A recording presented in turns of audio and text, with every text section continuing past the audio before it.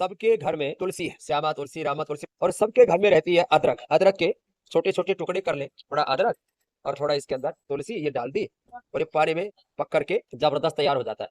तो तुलसी और अदरक, थोड़ा सा एक दो काली मिर्च डाल दी और एक दो लौंग, इससे भी बहुत अच्छा हो जाता है इसका टेस्ट भी।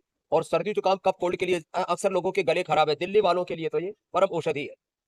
जो है ये हनी थोड़ा मिला लिया करें और इसको फिर पी लिया करें। पीने से ना गला एकदम खुल जाता है, टनाटन, गला अंदर तक पूरा क्लीन हो गया है।